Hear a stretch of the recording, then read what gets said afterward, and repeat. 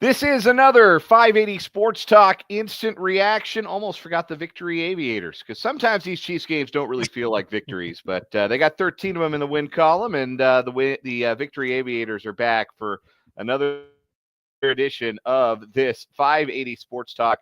Kansas City Chiefs instant reaction. Dan Lucero and Spencer Dupuis with you after the Chiefs go to 13-1 with a two-score win for a change, 21-7 rather, over the Cleveland Browns on a rainy and gusty day in Cleveland. Not a great day for offense, but it was the Chiefs' defense that took more advantage of the conditions, forcing 6 turnovers. They had forced just 10 in the first 13 games this season. They forced 6 today. They are +6 in the turnover department.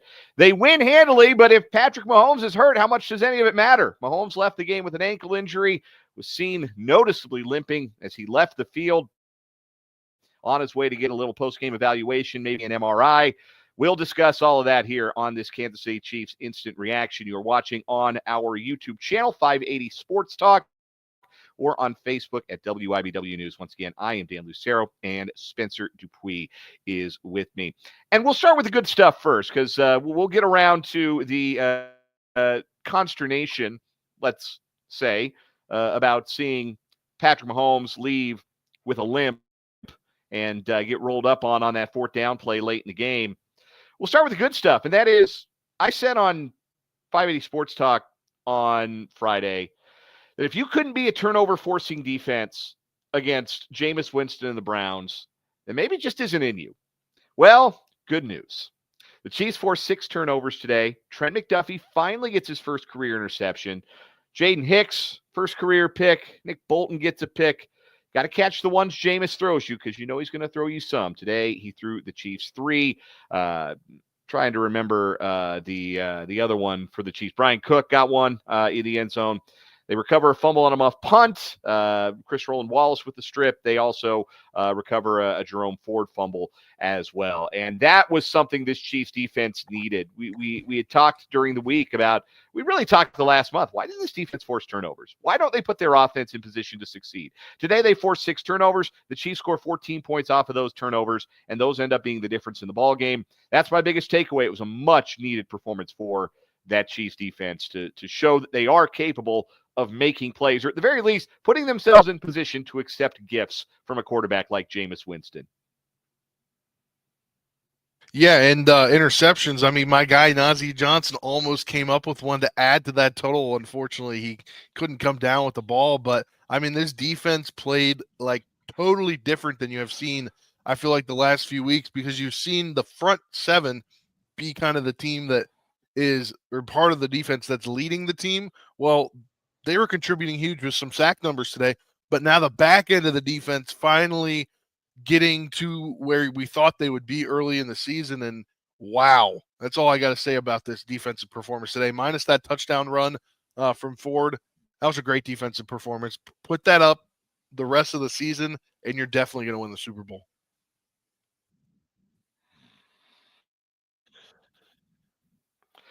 Yeah, we're fighting some internet connectivity issues on this Chiefs instant reaction. Apologize for that. If you are experiencing that on your end, we are experiencing them on ours as well. So it's not you, it might be us, and we apologize. We'll try and get those ironed out as best we can. But, yeah, the championship defensive performance, it was. And, again, sometimes it's just being able to take advantage of plays that are there to be made, and the play doesn't care who makes it. And the Chiefs defense got a lot of different guys involved in making plays today. Drew Tranquil had a strip.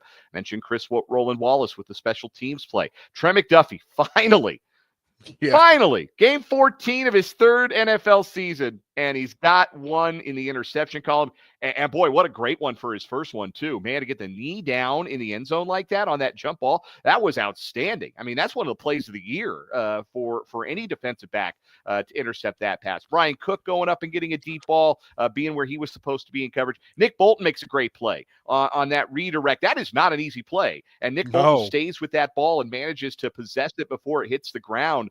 That was another impressive play for the Chiefs to come up with as well. And other than the long touchdown by Jerome Ford, and that was obviously frustrating to give up on a 2nd and 23. There was just a lot to like fundamentally, schematically, and finally in terms of making the big play for this Chiefs defense. They got after the quarterback. We saw George Karlaftis pick up a couple of sacks. Turk Wharton had a sack. Nick Bolton on his blitzes was getting home. It was a really impressive defensive performance for the Chiefs against a struggling offense, an offense that has had turnover issues. Keep struggling teams struggling. Chiefs have struggled to do that. The Chiefs have had difficulty doing that this year. So for them to go on the road and force the turnovers in the way that they did, that's the kind of thing that can give you the confidence that those plays are there to be made against better offenses and better quarterbacks moving forward. I think this was a really important defensive performance for the Chiefs, one you kind of put a pin on. When we had Mitch Holtis on with us on Thursday, he joins us every Thursday in 580 Sports Talk, and he had that clip with him talking to Trent McDuffie and McDuffie talking directly about how does the defense get its swagger back? Well, a performance like that is how you get your swagger back as a defense. Oh, yeah. 100%. And I think it was literally, as I mentioned, it was both ends. It was the front end of the defense and the back end of the defense doing it today for them. And I mean, you get the swagger back. It was fun to watch them play defense for the most part in this game for the first time in feels like since last season. Yeah, been a while since we've seen a game like that. Again, only 10 turnovers in 13 weeks. So to bust out and force 6 of them today, again, huge deal. Now, even if you only want to give this defense credit for 5 of them because the other one happened on special teams still, that was a huge play in the game because the Chiefs had gone 3 and out to start. They forced that turnover, gives them a chance to take an early lead at home and make the Browns have to play catch up. So that was the good stuff. I hate watching this offense, man. I hate it. I hate it. I hate watching this offense. I've been calling for deep balls all season long. They're not there. Mahomes is one of the worst quarterbacks in the league on deep passes this season. The only quarterbacks worse than Patrick Mahomes on passes of 20 or more air yards this year are Caleb Williams, Deshaun Watson, the nasty man, and there's one other on the list, and I don't remember. Baker Mayfield. Baker Mayfield's the other one. The Chiefs can't throw the ball deep. It's just not going to be a part of their offense. And these long developing third down pass plays, I've been saying it, guys don't get open. You're going to get Mahomes hurt. And look what happened. They got Mahomes hurt. Mahomes has to limp off the field, doesn't come back in for the final series and then the final kneel downs. That was out of a sense of precaution. The Browns had sent up the white flag themselves by bringing Dorian Thompson-Robinson into the game. I think if it had been close, we would have seen Mahomes. I'm not going to panic about a Mahomes injury because we've seen this dude with a knee that didn't look like a knee play 3 weeks later. And we've seen this dude on one leg go win a Super Bowl. So it's not great optics-wise, and certainly it's not ideal to have your quarterback moving around like Red Fox after the game. But the last thing I'm going to do is be concerned about a Patrick Mahomes injury because I've just seen this dude get out and tough it out and be out there on the field when his team needs him. So hopefully just precautionary, and Mahomes will be good to go for Saturday against Houston. But this was an inevitable consequence of all of the situations you're putting number 15 in, these long drop backs, these deep drops, these pass plays where guys aren't getting open, and this offensive line that's not doing enough to protect him. 54% pressure rate for the Browns. They pressured Mahomes on more than half of his dropbacks today. That is the highest pressure rate Mahomes has faced in a game since 2020. And what did the Chiefs do again with a 3-score lead, 2-score lead, 3-score lead in the second half? Forgot the run game existed. And Mahomes threw 8 straight incomplete passes on a day where it looked difficult to throw the ball. Let's be honest. Some of the misses that Mahomes had made it look like this was not a great day to be trying to throw the ball with rain and with wind. Jesse Newell, friend of the program, Chiefs beat writer for Kansas City Star, had mentioned early in the game, boy, it looks like wind is going to be a factor after the first couple series of the game. So it looks like wind is going to be a factor. But you go completely away from the run again for a chunk of the game, and you got Mahomes dropping back and taking a pounding, and the hits add up, and eventually on a 4th down where I thought it was the right thing to do was go for it, play that takes forever to develop, and Mahomes gets hurt stepping up in the pocket. And it just stands in contrast to they had that 3rd down when Wentz was out there, and they ran a quick little one-read whip route to Xavier Worthy and got him wide open for the 5 yards plus. And it's like, where's that when Mahomes is on the field? Like, keep it Exactly. simple for Mahomes like you do for Wentz, too. Get the ball out quick. There's just nothing in this offense right now that is Mahomes dropping back, getting the peak of his drop, and then being able to step into a quick timing throw to a receiver. The quick game doesn't exist. They ran one great screen to Samaje Perine to blow up a blitz and then never considered running a screen the rest of the game. So tired of watching this offense, man. I'm so tired of watching them. They fail to protect Mahomes. They finally end up getting him hurt, which we've been saying was inevitable for the last 3 weeks. And frankly, we can't blame the left tackle because I thought Joe Thuney more than held his own against Myles Garrett for the better part of this game. That proved to be a good move. Mike Caliendo, we're not talking about him today because there's no reason to talk about him because it's not like he ended up on his backside over and over again getting bullied. Mike Caliendo wasn't a problem at left guard. That was best 5 the Chiefs had, but again, 54% pressure rate because the Browns are able to pin their ears back because they know a pass is coming, and because these pass plays take too long to develop, and B, guys don't get open.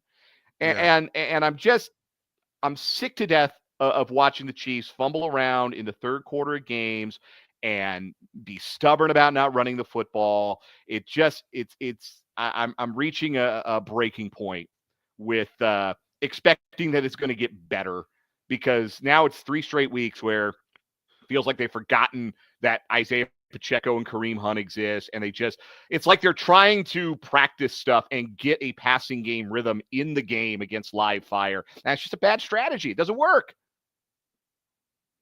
Yeah, it doesn't work. I mean, I feel like they emphasized the run game a little bit more than last week. This week, obviously, Worthy on the end around, getting the touchdown. They did run the ball, I guess you would say 30 times by running. You don't include Mahomes. That's more than the last couple of weeks, but you could have just handed the ball off the second half and just continued to burn through the clock. And it seemed like they wanted to make it 28-0, 35-0. It just continually looked like they were going for the deep shot, even though they really didn't need to. Yeah. Deep ball's just not there right now for this offense and hasn't been all year. They were trying to force it too much, I think.